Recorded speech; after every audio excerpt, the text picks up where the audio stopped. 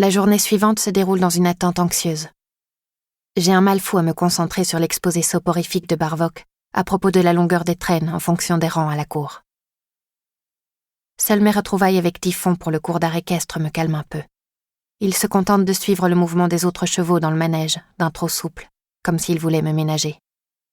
Accroché à sa crinière, je le remercie en lui chuchotant des mots à l'oreille.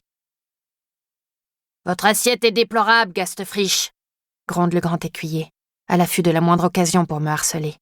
« On dirait un crapaud sur une boîte à tabac. Et cessez ces murmures grotesques. Où vous croyez-vous ? Il n'y a que les charretiers pour parler à leurs chevaux. » Le souper venu, je ne participe guère aux conversations des convives du soir. Je muse les yeux à guetter les mouvements des corbeaux au sommet de la volière, à travers la fenêtre de la salle de gala, jusqu'à ce qu'il fasse trop sombre pour distinguer quoi que ce soit. Le moment de se coucher arrive sans qu'on m'ait averti de l'arrivée d'un courrier d'Auvergne. Comme la nuit précédente, je peine à trouver le sommeil, me tournant et me retournant sur mon matelas. L'angoisse m'enserre la poitrine. J'ai l'impression d'étouffer dans l'alcôve de mon lit à baldaquin. Était-ce bien sage de demander à Fulbert de me prévenir ? Et si mon effronterie remontait aux oreilles de mon faucon ? Lorsque résonnent les 12 coups de minuit à un clocher lointain, n'y tenant plus, je m'extirpe de mes draps. J'écarte le lourd rideau de mon lit et traverse le dortoir obscur sur la pointe des pieds. Vêtu de mon négligé de nuit, je m'engage dans le couloir. Il est désert. La nuit, les gardes suisses ont pour consigne de quitter l'étage du dortoir des filles et d'aller monter la garde aux étages inférieurs. Je parviens ainsi à la salle d'eau la plus proche sans croiser personne et j'ouvre grand la fenêtre. Enfin, je me sens respirer. Une brise fraîche me caresse le visage, charriant la rumeur lointaine des fêtes nocturnes venant du palais. Peu à peu, mes yeux s'habituent à l'obscurité et pour la première fois depuis 2 jours, j'ose regarder en direction de la grille. Les 5 têtes sont toujours plantées là, celles de ma famille et de la vraie Diane de Gastefrisch. Mais au lieu du soleil qui en dévoilait cruellement les horribles détails, la douce lune les nimbe d'une aura poudrée, presque féerique. Je ne distingue plus vraiment la chair martyrisée des miens, creusée aussi sauvagement par les becs, que celle de la baronnette au bout de mon canif. Seules restent les chevelures, flottant doucement dans la brise. « Je vous aime », je chuchote, d'une voix étranglée. « Je ne vous oublierai jamais. Et vous, où que vous soyez à présent, ne m'oubliez pas. Je vous rejoindrai bientôt dans la mort, dès que je vous aurai vengé. Derrière le masque de Diane, je serai toujours votre Jeanne, votre fille, votre sœur, à jamais. » Je suis prise de l'envie irrépressible de leur parler comme jadis. J'aurais tant besoin des conseils avisés de papa et maman. Je donnerais tout pour entendre encore une plaisanterie de Bastien. Même les sermons de Valère me manquent. Je vous jure d'aller jusqu'au bout de la vengeance, je répète, tremblante d'émotion. Je sais que je n'aurai droit qu'à un seul coup avant d'être tuée. Ce coup, jusqu'à présent, je le destinais à celui qui a fait trancher vos têtes. Mais maintenant, je veux frapper celui qui les a fait accrocher là. En énonçant ce projet fou de régicide, je me rends compte de son énormité. Il y a quoi ? Une chance sur 1000 que j'arrive à assassiner le tyran qui depuis 3 siècles règne sur la Vampiria. Une chance sur 1 million.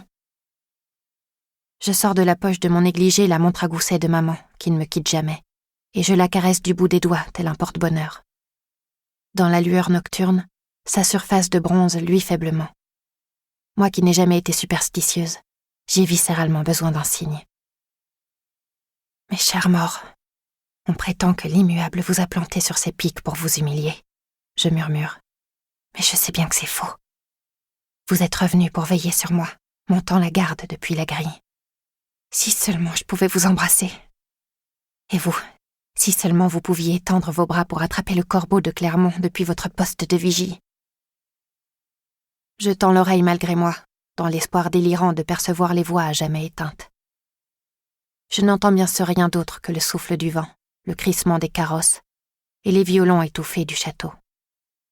Rien d'autre, vraiment ? N'y a-t-il pas une seconde mélodie qui se superpose au menuet sautillant de la fête ?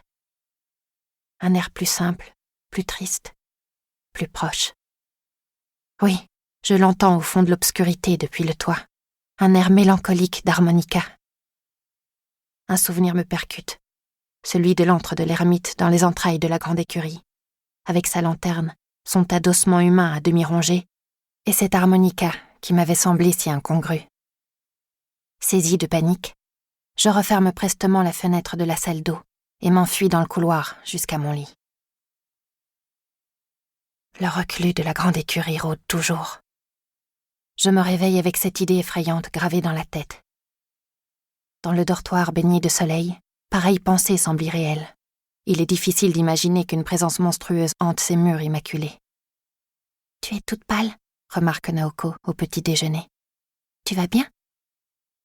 C'est gentil à elle de s'inquiéter de ma santé quand, à en juger par sa mine chiffonnée, elle a de nouveau passé une nuit difficile. « C'est seulement un truc que je n'ai pas digéré hier, je prétends. »« Pareil pour moi », s'exclame Poppy, qui ne nous quitte plus. « Rien que l'odeur de vos cafés me retourne l'estomac. J'ai toujours trouvé ce breuvage écœurant, mais aujourd'hui c'est pire que jamais. Je crois que la tourte au homard d'hier soir n'était pas de première fraîcheur. Bon, j'en ai eu des ballonnements toute la nuit. »« Charmant, toute l'élégance d'une lady anglaise », commente Naoko, en levant les yeux au ciel. Poppy éclate de rire. « Ne fais pas ta mijaurée, la Levantine. Ça prouve que je suis toujours vivante et pas encore transmutée en vampire. Mais ça ne saurait tarder, les filles, je vous le promets. » Naoko s'abstient de commenter. Elle m'a déjà expliqué ce qu'elle pensait de la transmutation. Poppy semble loin d'avoir de telles réserves. Comme la majorité de la noblesse mortelle, elle aspire visiblement à intégrer l'échelon du dessus. Et son ascension passe par la voie royale pour y parvenir. La gorgée du roi. Une nouvelle matinée de torture débute. Chaque fois que le parquet craque derrière la porte de la salle d'art de la conversation, mon cœur se serre. Est-ce un valet qui vient me prévenir que la missive est arrivée? Ou le grand écuyer qui, l'ayant déjà lu, est sur le point de révéler mon imposture? Ni l'un ni l'autre. La porte reste close et les pas s'éloignent dans le couloir. Le reste de la journée s'écoule à l'avenant, du réfectoire à la salle d'armes, puis à la salle de gala. Une fois de plus, je vais me coucher dans l'expectative, incapable de m'endormir. Comme hier, j'attends les 12 coups de minuit pour m'échapper de la prison étouffante du lit à baldaquin. J'ai besoin d'air frais ou je vais suffoquer. Mais au moment où j'entre dans la salle d'eau, c'est la surprise. La fenêtre est déjà ouverte. Je me fige dans l'embrasure, sur le qui-vive, scrutant les ombres de la pièce. Un froissement attire mon attention.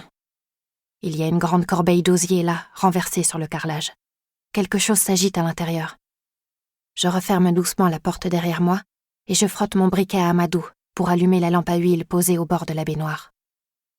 Muni de cet éclairage, j'avance à pas comptés vers la corbeille. Ici même, hier soir, je demandais un signe. Et s'il était arrivé? Je m'accroupis lentement et pose la lampe sur le carrelage. Entre les brins d'osier tressés, à la lumière tremblante, il me semble voir des plumes noires et brillantes. Oui, des plumes de corbeau. Toutou, je murmure du bout des lèvres, aussi calmement que j'ai parlé à Typhon dans le manège. L'oiseau pris au piège arrête de remuer. Ses pattes cessent de faire crisser l'osier. Alors seulement, je soulève un coin de la corbeille. Le corbeau apprivoisé se laisse prendre sans chercher à s'enfuir. À sa patte gauche est fixée une étroite cartouche de cuir. Je la détache délicatement et replace l'oiseau calmé sous la corbeille. Puis j'ouvre le petit étui et j'en sors le document en papier Bible qui y était enroulé. C'est un parchemin à peine plus large que mon petit doigt. Pourtant, le papier est si fin qu'il se déroule sur 30 bons centimètres. Il y a là toute la vie de Diane de Gastefrisch, consignée en pâte de mouche. Sa date de naissance, le 5 mai 281, son baptême hématique, les titres et décorations qui lui sont échus par transmission, ainsi que l'ascendance de ses parents sur 20 générations. Le parchemin se termine par une vignette de papier neuf collée sur le document, addition la plus récente au document. C'est une gravure représentant la baronnette. Je reconnais aussitôt la reproduction du portrait réalisé par mon frère, que j'ai aperçu au manoir cette nuit fatale où il a trouvé la mort. Un visage éthéré, embelli par le pinceau amoureux de l'artiste. « Est-ce que c'est toi, Bastien, qui m'a apporté ce corbeau ?» je murmure, levant instinctivement les yeux vers la fenêtre et vers la grille au-delà.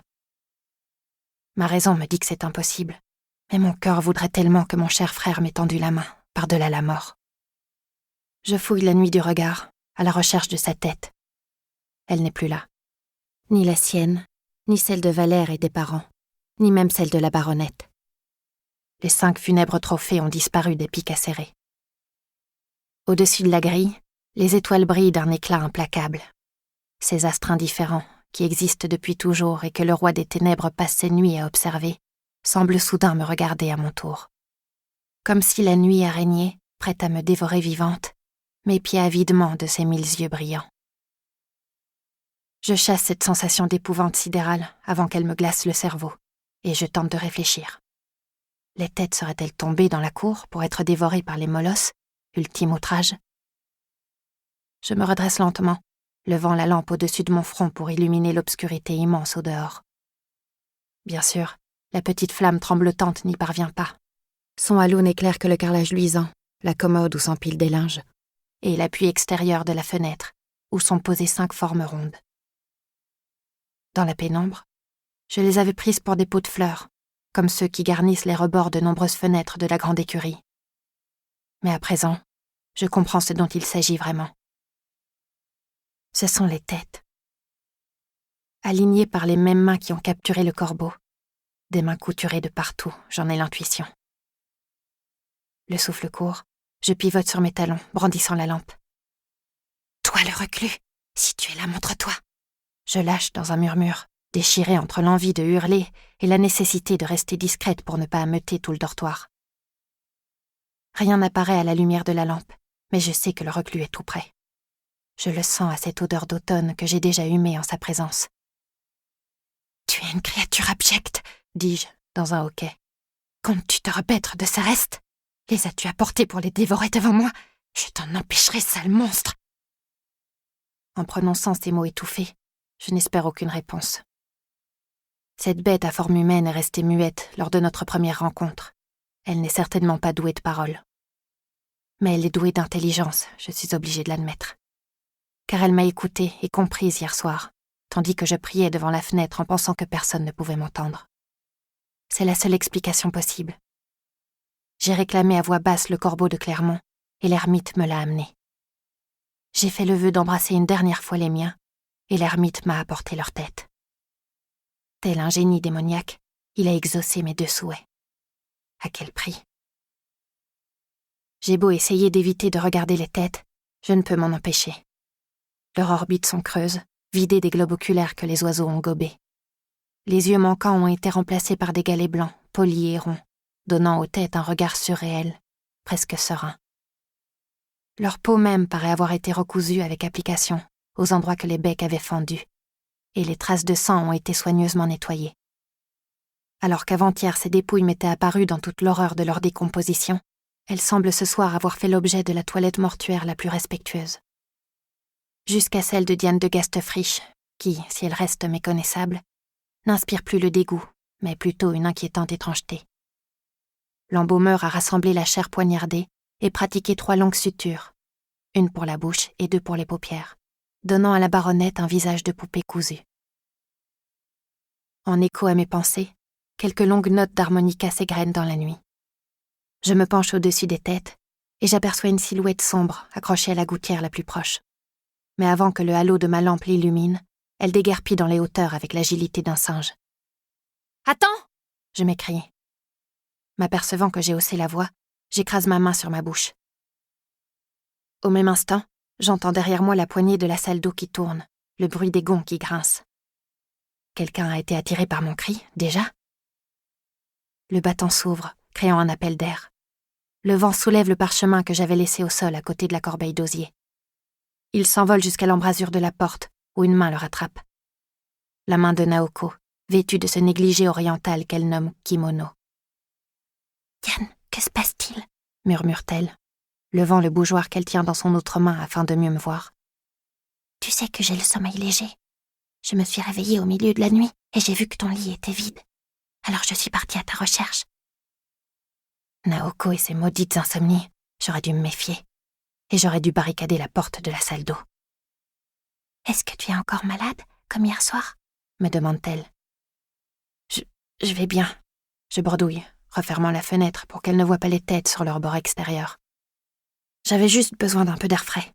Tu peux retourner te coucher, après m'avoir rendu ce bout de papier. Je me précipite vers elle.